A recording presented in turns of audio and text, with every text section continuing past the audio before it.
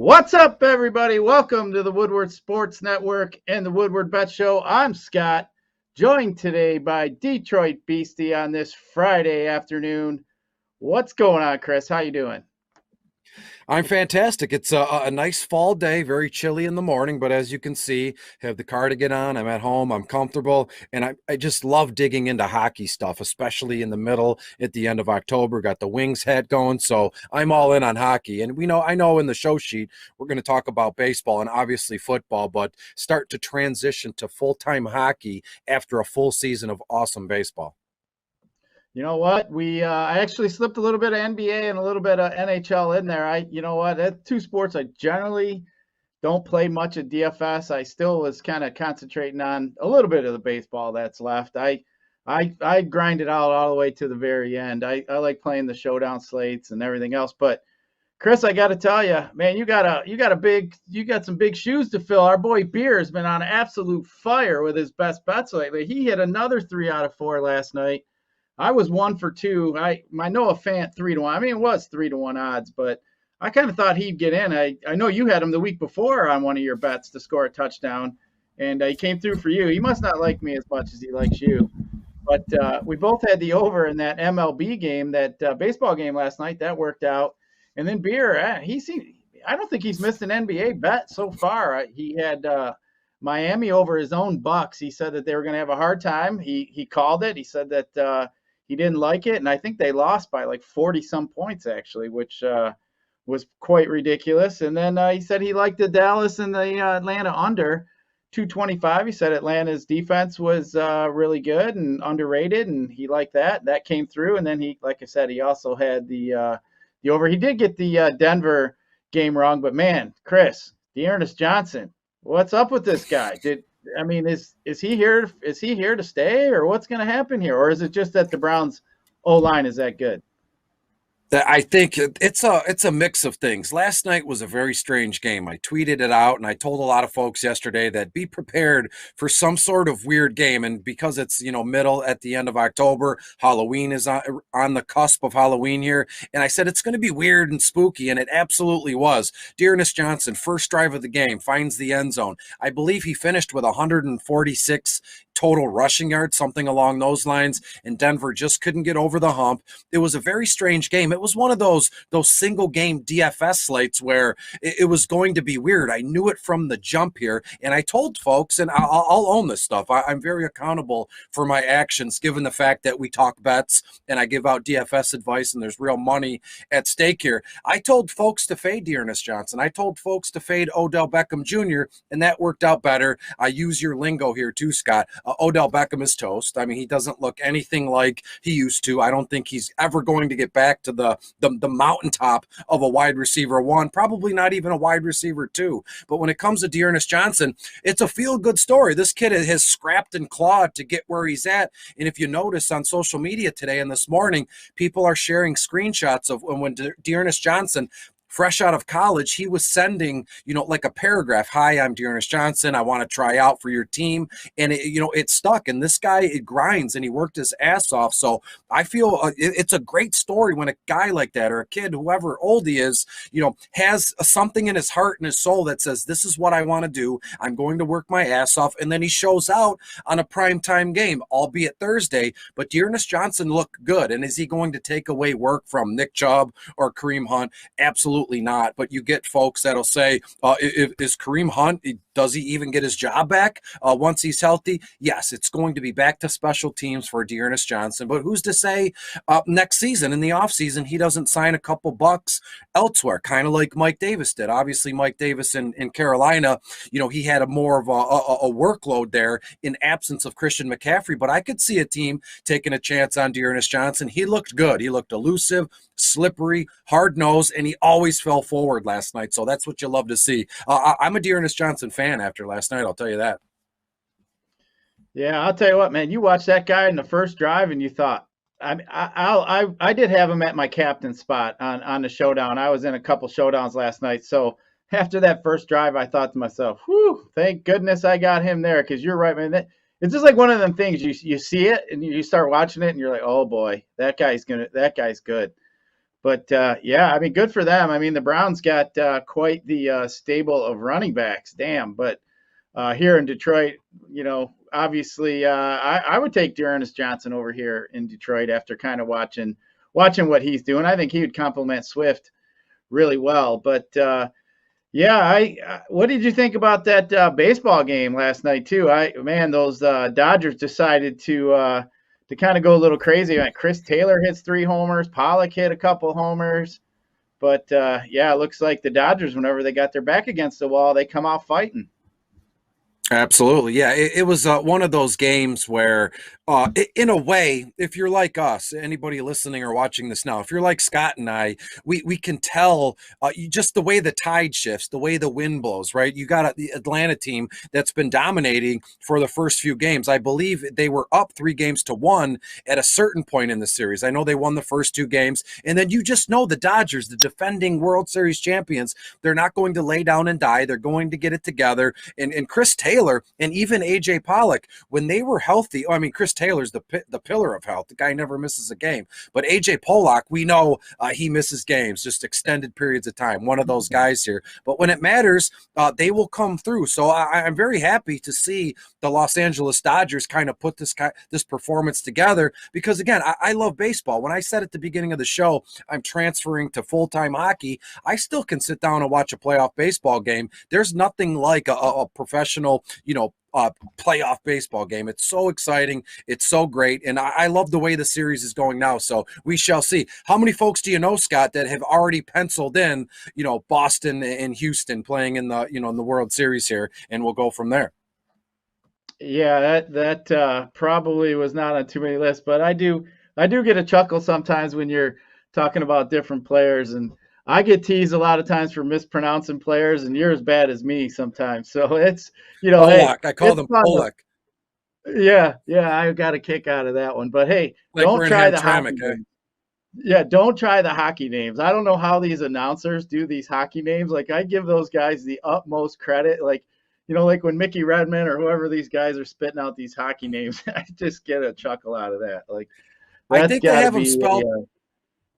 They have them spelled phonetically in their notes. I've seen in college at Oakland University, what's his name? Mark Champion was a professor of mine, and he showed me all his notes over the years when he called Lions games and Pistons games. They write them out phonetically. So if it's AJ Pollock, they will write Pole, like pole hyphen and then ack, Polak, something like along those lines. So hockey, probably the same way. Yeah, that would be. I just hear some of these guys when they're coming up, and it's like, man, a couple people have been talking about Louis Robert. Is it how many? You would think with Louis it would be Robert, not Robert, but all the announcers say Robert, and I've heard a few people, kind of go back and forth with that one. But anyway, Chris, before we get into some of these NBA games and some of these NHL games, we got to do a little bit of housekeeping, as Beer would say. So we got to tell everybody our sponsor of the show is Underdog Fantasy. You guys get on over there. You guys get 10 free dollars. Go on and sign up over there with WSN as our code. Go on in, check it out. They got all kinds of player prop bets. It's really fun. You win. If you get 2 right, you get 3 to 1 on your money. You get 6 to 1, 10 to 1, 20 to 1 if you get 4 right. I think it's a lot of fun. I get on there. You don't have to beat anybody else. It's just you and the prop in front of you. I had a few of them last night. I actually gave out a big single game parlay that obviously didn't come through because we needed some Noah Fant touchdowns. But, just something like that where, you can get, even last night, I think there was one where Larkin was minus half a point. So if he got a point, you would have won that one. Just stuff like that. They got hockey, they got NBA, all kinds of stuff. A lot of fun. Get on over there, check it out, help us out, support the show. Again, that code is WSN. Lots of fun. But moving on, Chris. The games in the NBA tonight. Looks like we got 10 games in the NBA. Now, I'll be honest, Beer is way, way better at basketball than me. I kind of pay attention to it. Do play a little bit of DFS, but the thing for me with basketball is you really got to pay attention to the last minute decisions on game time decisions with injuries. And like tonight, we're going to have Beal, who's going to be a late decision if he's going to get in there and play. and that's going to be big piece of the slate. And as Joel Embiid, so Embiid starts like 30 minutes after the slate lock, so that's going to be kind of annoying to kind of pay attention to that. So really for NBA, it's just a DFS sport. You really got to keep your ear to the ground up to lock, which for some people, it's just not possible. Like a Friday night, I already tweeted out, Chris, I want to go get me some barbecue food tonight. I'm just craving some barbecue food. So kind of tweeted out to our boy Terry Foster and a couple other guys where some spots. So I got some spots I got in mind tonight. So, for example, I won't, I don't want to piss off the lady when I'm constantly looking at my phone while we're at dinner. So NBA tonight may not be on my slate, but I did see if the beer man can get us some bets for NBA. So I'm kind of hoping he tweet me back before we get on there. But I can say, just kind of looking around, Chris, at some optimizers and stuff like that, it does look like, we got. Let me just pull this up here real quick. I can give you some value guys that maybe are popping to kind of help you out. Looks like Dragic over there for Toronto is popping. He's fairly cheap. We got Josh Giddey, who's fairly cheap. He's kind of popping on some. Michael Porter Jr. is hitting. Maybe some Jalen Green is popping up and some Jalen Suggs.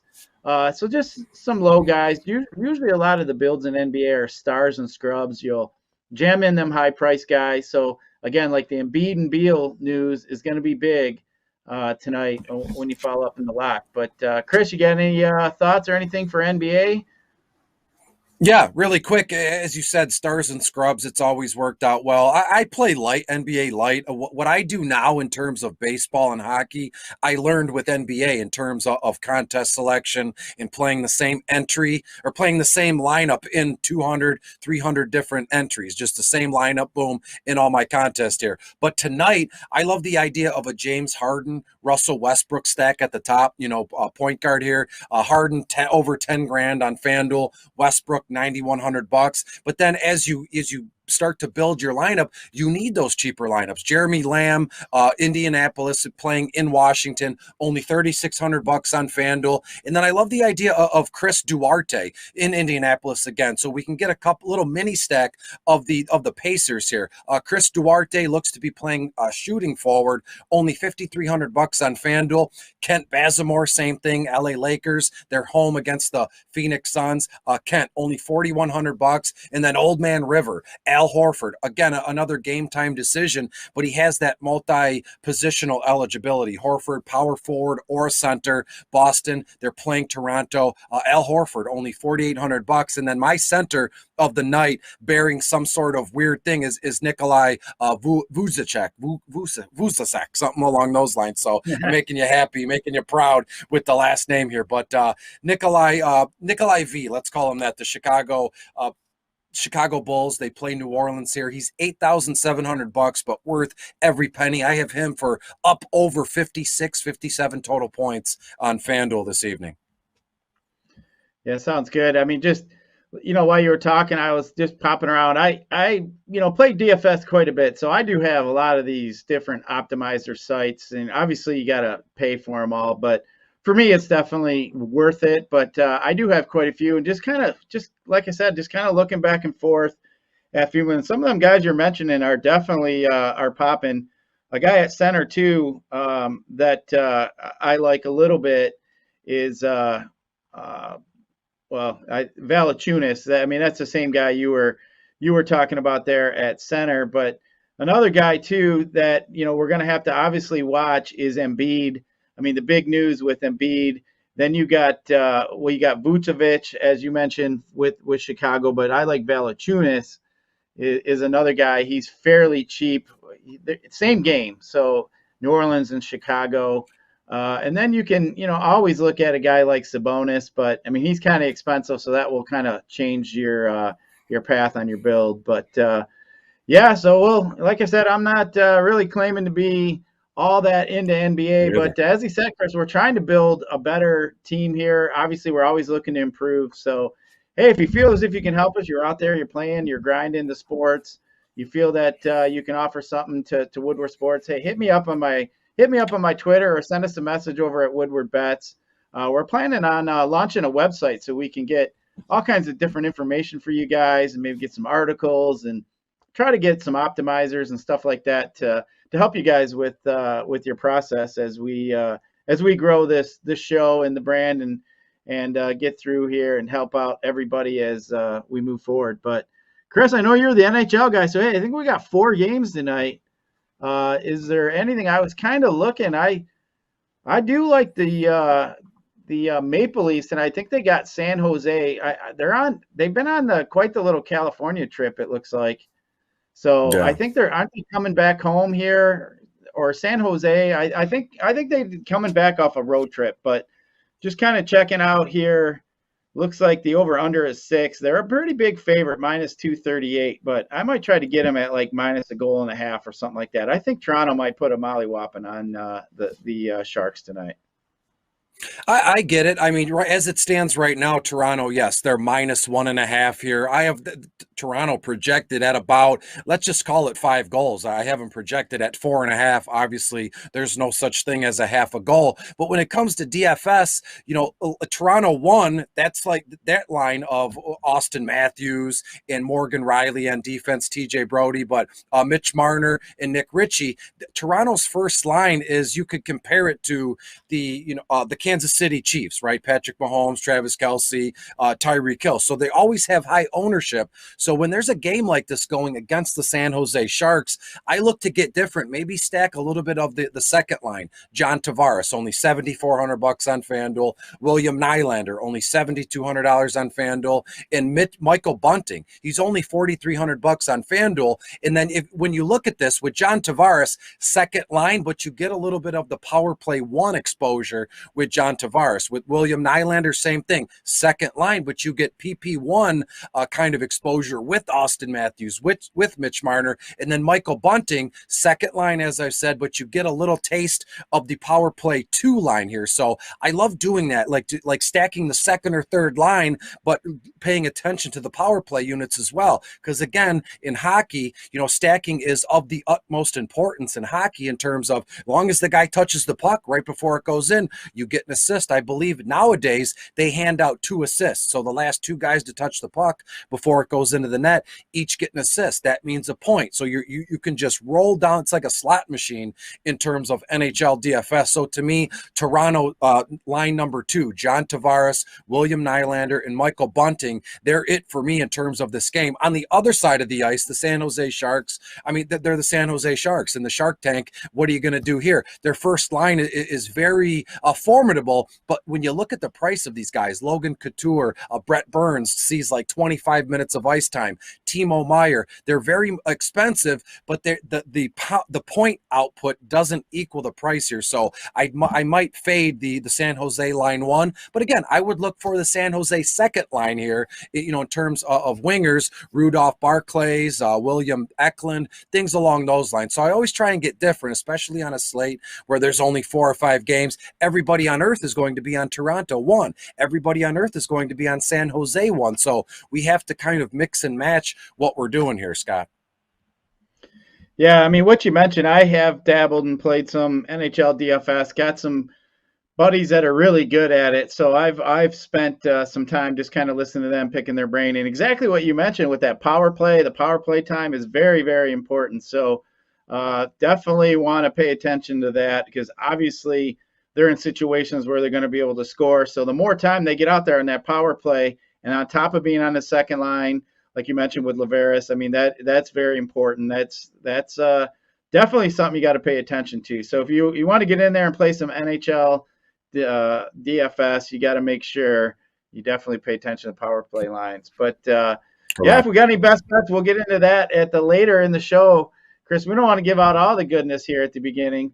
But Chris, we normally on Friday we get some start and sit questions from the people. So I got a handful of them here for us. So let's just dive right into those. Football Wizard 884 asked us. He said it's a dynasty league. He wants to trade Woods, Waddle, and a 6th-round pick for DK Metcalf. I mean, maybe he's been offered that. So Woods, Waddle, and a 6th-round pick for DK Metcalf. I'm not quite sure about that. I'd keep DK Metcalf. I mean, he's just obviously a top receiver in the NFL, but I always kind of look at trades like this when they're offered to me. Who's getting the best player? Like who is the best player? Like generally, people try to mask it 3-for-1 or 2-for-1, or they try to juice it up a little bit, trying to give you a couple average guys. But I mean, obviously we know Russ is out. He's going to come back here, hopefully this at the tail end of the season. So especially Dynasty League, I wouldn't quite think about getting rid of DK. And I mean, for me, it's hard to get rid of a guy with hairdo like that too. So I mean, he's a badass when he's got hairdo like that. So Chris, what do you think of this trade offer here? I'm on the Waddle and Wood side. I mean, the 6th-round pick is kind of useless. People always, I get messages like this every day. Hey, I just got one moments before we went on the broadcast here. I was offered a trade. I give up my Deontay Johnson and a 3rd-round pick for Stephon Diggs. And to me, draft picks at this moment in time, this stage of the season, they're kind of useless to me, especially 3rd, 4th-round selections. We're probably just shy of a year away of being able to use those. And if you look at 2023, you got those are a lifetime away. You got all the time in the world to try and reacquire those kind of picks here. But for this moment in time with this selection, I would prefer keeping Woods and Waddle here. I think Waddle is going to develop as the season kind of progresses. He kind of, showed up and showed out, broke through a little bit in London last Sunday. So I'm on the Waddle and Wood side. Two very good receivers that can get it done as opposed to DK Metcalf, who has been, by all intents and purposes this season, hot and cold. Russ Wilson, how long is he going to be out? 6 to 8 weeks? I don't know. I think Seattle is on the verge of just completely melting down and maybe blowing that whole thing up. Don't know if Russ is there next year. Who knows how the heck it goes? But to me, Scott, I'm riding on Woods and Waddle here. All right. Yeah. So we disagree a little bit there, which is good. It's what we like to hear. That's why we're here. We like to give different perspectives. But I will say, I know Beer always says, I play in a million dynasty league, blah, blah, blah. So I actually sent him a text to the question, and he answered me right back and said, hell no, he wouldn't trade DK Metcalf for those three. But either way, we'll see. Obviously, he's a Metcalf fan. I think that one is not really that far off, but I just don't like to ever be the guy to give up the best player in a trade. But anyway, let's move on. We got a question from Jeremy Fat Dog. That's a pretty funny name. But anyway, he said, Chuba Hubbard or Darrell Williams this week, Chris? Oh, let me look this up really quick. I have my projections in front of me here really quick. And when you look at a guy like Chuba Hubbard, right? No Christian McCaffrey for quite some time. I have Chuba Hubbard at about 18 to 19 carries, about 80 yards total, 4.5 yards a pop, finding the end zone, a couple receptions as well. So you're looking at about 17 or 18 total fantasy points. And when you look at Darrell Williams in Kansas City, about 13 or 14 carries, 60 yards, and a touchdown as well. So the difference to me is going to be the workload. I have Chuba, or however you want to say it, Hubbard getting more carries, averaging a couple more yards a pop here. So to me, it's Chuba Hubbard in a more, positive game script here. Yeah, I got to agree with you. I mean, Chuba's averaging 20.3 touches in his 3 starts so far for McCaffrey. I mean, they're just handing the ball to him as if it was McCaffrey. So Rule's just gonna. I don't know how much of a fan he is of Sam Darnold. There's a lot of talk he might want to trade him. So I think he's just more committed to the run game at this point. And then Darrell Williams, with so many options over there in Kansas City, I think that's just there just isn't gonna ever be, really a healthy plate for him to eat from week to week. So.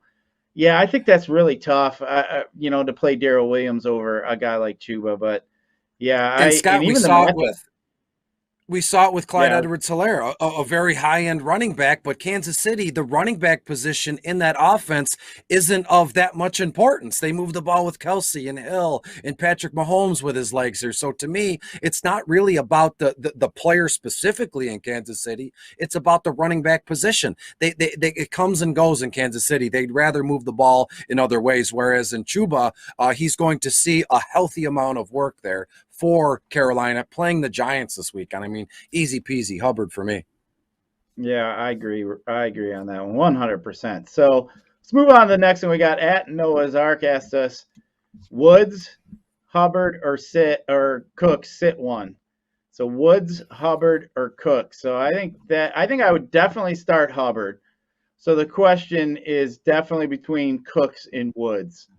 So man, it is kind of tough. I mean, obviously the Rams have a really good matchup against the Lions, but obviously Woods is not the main fixture over there, with that being Cooper Kupp. So Cooks is the main guy. So I think I might lean Hubbard and Cooks here. What do you think, Chris? I'm going with Hubbard and Robert Woods in Los Angeles playing the Lions here. To be honest, to put it in perspective, I have the Rams putting up around 40 points. I have the final 41-7. Lions just get, laughed out of town here. So I could see a case here where everybody scores a touchdown. It's like the Oprah Winfrey show. Everybody gets a car. In LA, everybody gets a touchdown. Woods, 1 or 2 touchdowns. Kupp, 1 or 2 touchdowns. Tyler Higbee as well. And when it comes to Cooks in Houston's in Arizona. Over-under is through the roof, but I firmly believe Arizona covers 40-plus points of that over. Again, I have Arizona winning almost the exact same, 40 or 38-7 here. I think Houston struggles to move the ball. I think Houston struggles to put up points. So again, I have Houston scoring 1 touchdown, 2 max. I don't even feel comfortable saying Houston scores twice here. So I'm all in on Woods and Hubbard in this fact. All right, sounds good. Just to add, I do like Woods. I mean, I think he's obviously, I do agree with you. I think the Rams are going to score a bunch of points, but I guess my fear is, I mean, Woods does have the upside, but my fear is Henderson's going to get to eat a little bit. Kupp's going to get to eat a little bit.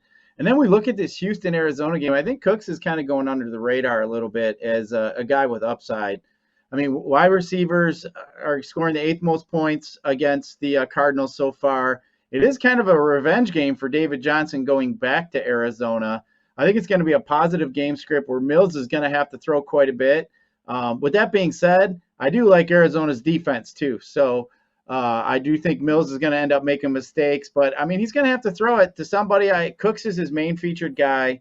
So we will see what ends up going on there. But I think Cooks is in a good spot. I think that is kind of a coin flip there. But for me, I think I would just go Cooks just because I think he is getting the lion's share there. But moving on to the next guy, looks like we got a tight end question from @Stewie Monster. It says, would you start Goddard or Seals Jones? I think this is an easy one for me, but I'll let you go first.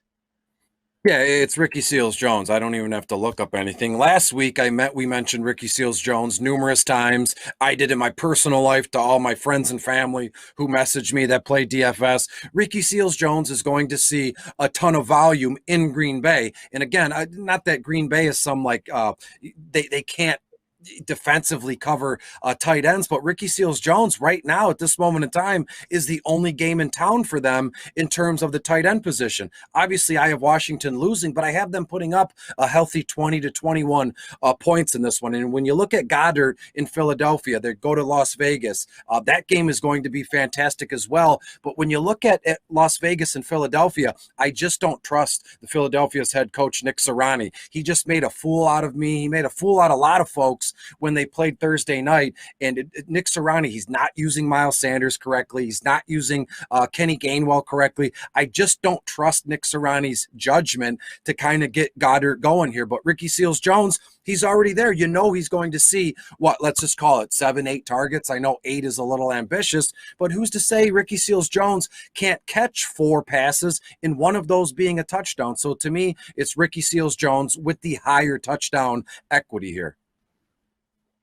Yeah, I'm going to agree with you on Ricky Seals-Jones. So Seals-Jones has played 99% of their offensive snaps. When you look at the matchup here with Green Bay, I had mentioned last week they've been without Jair Alexander, who's their number one cornerback. They don't have Zadarius Smith, who's their number one pass rusher, and then their number one free safety is in concussion protocol. So I mean that defense is kind of beat up for Green Bay. And I just think the amount of work, I think they're going to be behind. Obviously, we feel as if a guy like Adams and Rogers, we know they're going to score points and put it, especially against this Washington defense, who is not that good. So I really think that this game does have the potential to be a shootout. Now, Goddard, obviously with Hurts being traded, Goddard is going to get a little bit more moving forward, but I think that I do like that game. I do like both these guys here, but I'm going to lean Seals-Jones as the head-to-head matchup. But I do think Goddard definitely has some potential this week, especially with Ertz being out. But we got a quarterback question. Alpha Football 99 asked us, Matt Ryan or Derek Carr this week? What do you think about that one? Oh, this is a great question. So Derek Carr, or excuse me, Matt Ryan to me is in a smash spot in terms of DFS. They're in Miami. Miami's 23rd overall against opposing quarterbacks. Ryan on FanDuel $7,300, DraftKings $5,700. I'll speed this up because I know we all have places to go and people to see here. So of the two, I think I'm going to fall on Matt Ryan here. I have him for about 285 total yards, a couple touchdown passes. When it comes to Derek Carr, around 260 passing yards, a touchdown in the air, maybe one on the ground. So the difference to me here is a touchdown pass in Matt Ryan's favor. Yeah, Matt Ryan and the Dolphins, we saw what happened a couple weeks ago with Tom Brady. He just ate him alive. But I do like Matt Ryan here in this matchup. I do like Derek Carr too, but I just think that in this game here, he's got a little bit, Matt Ryan, that being, has a little bit better matchup. He is getting Ridley back as well. So we saw Cordell Patterson doing really well so far. So I just think that this game here is just a little bit better of a matchup. But both guys I have rated really, really close. But yeah, Chris, talking about kind of moving along here, we got some injuries we like to keep our eyes on. As we mentioned, Friday's the big injury day. You got to pay attention on some of the injuries. We'll just run down a few of them here. Paris Campbell, he had foot surgery, so he's going to be done the rest of the year. A.J. Brown posted on his Twitter that his body's still rejecting food from a battle with food poisoning, so we'll have to keep our eye on him. I wouldn't expect him to miss. They'll just probably jam him with some sort of IV or something, tell him to get on out there.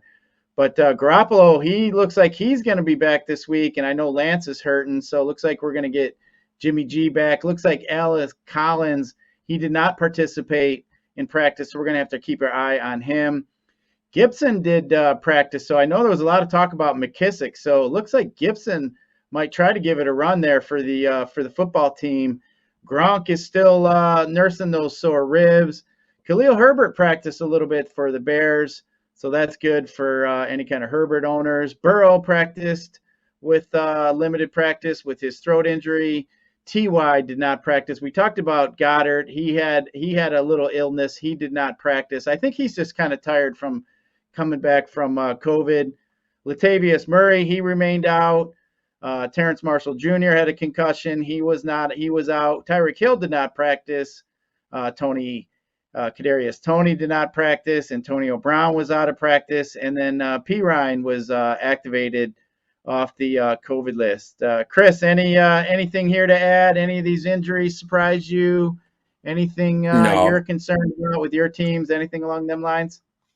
We have to be very focused leading up to lock on Sunday morning. There's so many Mageddon everybody's talking about and all these injuries. This is going to be tough sledding this week. There's a ton of players missing from stud teams, right? I believe Dallas is on a bye, so no Zeke, no Dak, things along those lines. And then to throw it in the mix, we have all these injuries. So we have to be hyper aware. And I'm going to tell folks now, maybe dig in tonight and get some waivers in. So tomorrow, you see what you get, because in case some of the guys you added on waivers aren't playing, or some of the guys you added on waivers show up on the injury report, we have to be really tuned in and dialed in this week if we want to make any headway in our fantasy football matchups. In terms of all these injuries, you're right. I like J.D. McKissick the most on FanDuel and DraftKings, such a sweet spot, because who's to say Antonio Gibson is in there and he starts and we put him in and, 2 plays into the game, 2 series into the game, he's become becomes, unavailable here. So to me, J.D. McKissick, an absolutely must own, which he is, but in DFS formats, absolutely. And I've heard that Antonio Brown, as it stands right now, has already been labeled out for some odd reason. So we're going to have to make other plans with Antonio Brown there. And then the rest of it, I mean, it could be just a no-name player. We have to be mindful of our teams this week because of all this nonsense going on. So this is the kind of week that makes you grow as a fantasy football player. You get to know all the tricks and all the ins and outs of adding waivers and cutting guys and everything. So be very mindful. And I would get in a handful of waivers tonight on some players you're looking to start Sunday and get ahead of the crowd just maybe one day. And those are the sneaky little advantages we're going to need to grab onto if we're going to have any success this week, week 7. Yeah, definitely agree with you there. I mean, look, last night, Dearness Johnson. I mean, I'm sure there was a few leagues that Dearness Johnson didn't go on the top of the waiver wires. I mean, look what he ended up doing last night. And I mean, the clues were there. I mean, the Cleveland offensive line was really good. We just saw what we saw. I mean, the kid looked really good. He had an offensive line that was pushing them back quite a bit. He was falling forward, as you mentioned. I mean, I think the kid looked really good. So just kind of goes to show you. I mean, even if you didn't need a Dearness Johnson, you pick him up. I mean, for the next few weeks with these guys out, if you need a running back, now you got you some trade bait to look at throwing out there. But Chris, we do also have some MLB tonight. We got Boston and Houston. As we know, I love me some baseball. Houston's looking at about a minus 115. The over/under is 9. And Chris, I'm just going to keep riding these overs. I mean, I'm not even going to hide it. Yeah. I mean, the over is 9-0 in the Red Sox last 9 on grass, just rolling out a couple trends. The over's 5-0 again in Evaldi's last 5 starts with the team with a winning record. The over's 5-0 for the Astros in their last 5 LCS games, and the over is 8-0 in the Astros' last 8 playoff games. So, I mean, I'm just going to keep rolling with it here. And you talk about maybe a little bit of showdown plays. We got Altuve. He's 7 for 25 with 3 homers off Evaldi. So Altuve's already had some success so far against our boy over there. So, Chris, you got any thoughts on this baseball game here tonight? Hopefully, hopefully we can keep it going. I'd like to see the Red Sox kind of keep this one going, but I'm not quite sure if they're going to be able to do that. But I got a stronger lean toward the over here. Yeah, the over, no doubt. I mean, I believe on Monday, Boston put up 12 runs, and then back-to-back games where Houston put up 9 runs. So as you said, is a pretty safe bet in this one. Eovaldi, as you said, 11-9, 3.7 ERA. Luis Garcia, same thing, 11-8, just under 3.5 earned runs a game here. And then in terms of like a single showdown slate, Kyle Schwarber looks to be leading off and playing first base this afternoon. $4,700 on DraftKings, I believe. And so to me, I'm stacking. I'm just going to play it's like the roulette table, as we talked about before we recorded and went live here. The same numbers keep coming up, or red keeps coming up.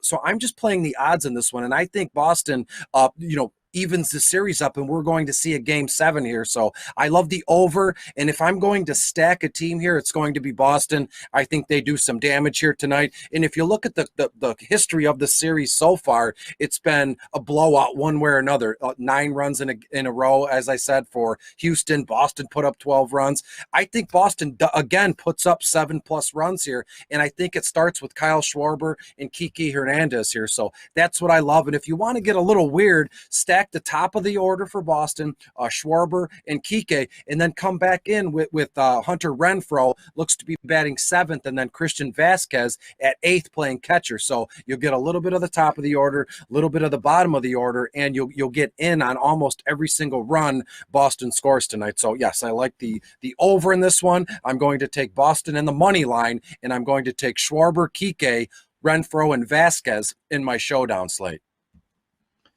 Yeah, I like the lefties on Houston. Kyle Tucker's interesting for me too in this spot. Yordan Alvarez is quite interesting. But just kind of looking at some Showdown stuff, I generally like to play most of my Showdown action on DK. Almost all my other action, I generally play on FanDuel. I just kind of like their Showdown product a little bit better, but I probably would make sure I had Evaldi at captain.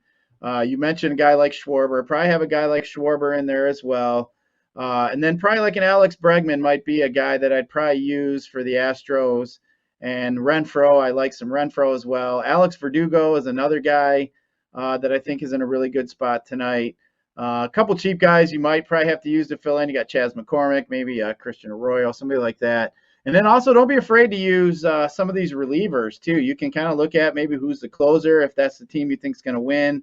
Maybe you can throw in a closer, somebody like that. They're generally min price guys, so that is something that I like to do as well. But Chris, before we get out of here on this Friday night, like I said, I'm looking forward to me getting out there and eating me some barbecue food. Looking forward to that all day today. But before we do so, I always like to say, let's get some lunch money. So what do you got? You got any bets for the people for tonight? I know you're a hockey guy, so let's. You got any kind of hockey bets for us? Absolutely. You got two of them you can put together in a little parlay and make a couple bucks, make some barbecue lunch money here. The San Jose Sharks, as we talked about, travel to Toronto to take on the Maple Leafs. The over-under in this one is at about 6 goals. I like the over there. Both teams to start the season have been skating very well. This seems like they've already worked out the kinks, right? I'll get to that in the next game here. But San Jose, Toronto, I have the final about 5-3 in favor of Toronto. So if you add that up, that's 8 goals. The over should cash pretty easily in this one. But in LA Kings travel to the Dallas Stars here, and the over-under is 5.5. I like the under 5.5 goals here. LA and Dallas, again, they're kind of working out the kinks.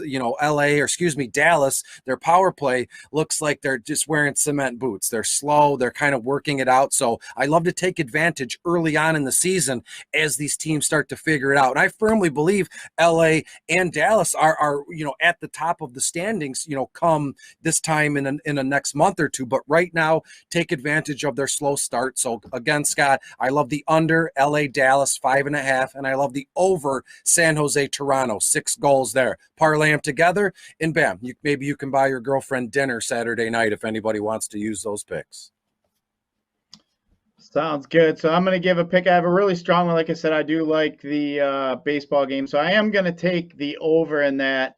And then one basketball bet that I kind of like is I'm going to take the points with New Orleans at Chicago. So I'm going to roll with New Orleans. I think the 6 points is a little bit too much. I know there's a lot of money coming in on the Bulls. So I am going to go against the public and take New Orleans in this one.